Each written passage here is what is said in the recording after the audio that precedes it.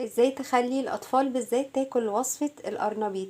يبقى الفيديو ده ليكي، يلا بينا نشوف الطريقة. انا عندي هنا قرنبيط قطعته وحطيته في مية علشان ينزل كل الاتربة اللي جواه.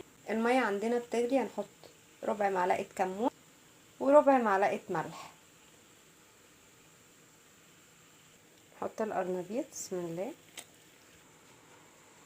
وبنسيبه لمدة 10 دقايق او 7 دقايق على النار، وبعدين نبدأ نشوف هنعمل ايه في الوصفة.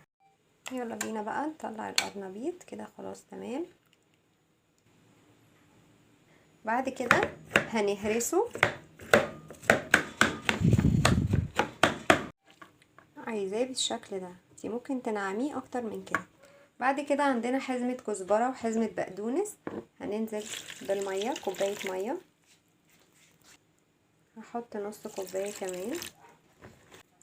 وبعد كده هنحط الدقيق شوية شوية عشان ما يكلكعش معاكي كده.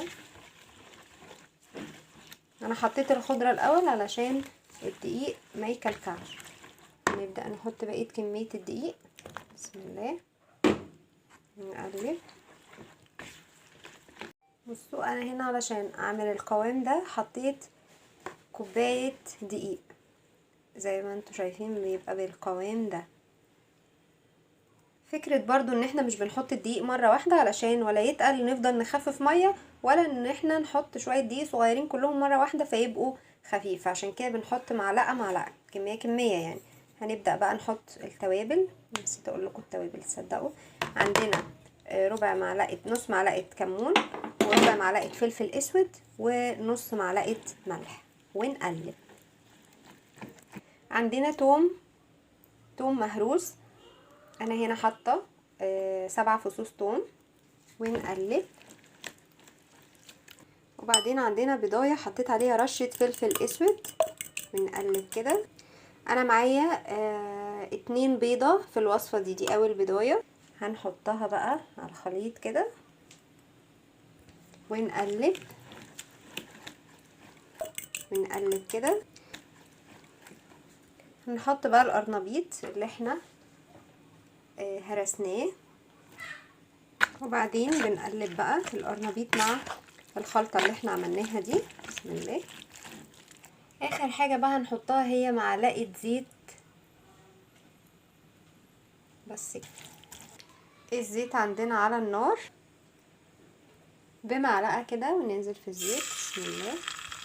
نعملها عبارة عن زي كرات كده.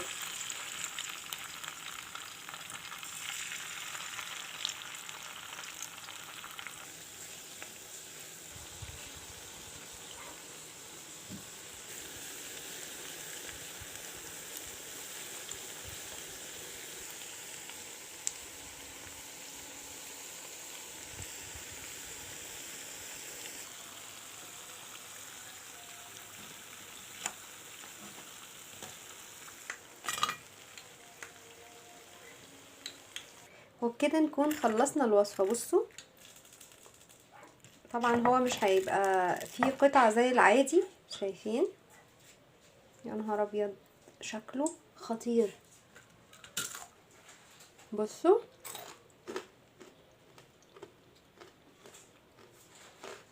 مقرمش جدا من بره، ومن جوه بصوا طري ومش باين خالص زي اللي هو الوصفة اللي احنا كنا بنعملها القديم. وقدمنا جنبها سلطة خضراء او اللي هي السلطة البلدي. بكده تكون خلصت وصفتنا. ما تنسوش لو عجبكم الفيديو تعملوا لي لايك، واللي لسه مشتركش في القناة يعمل لي سبسكرايب علشان يوصلكوا كل جديد. باي باي.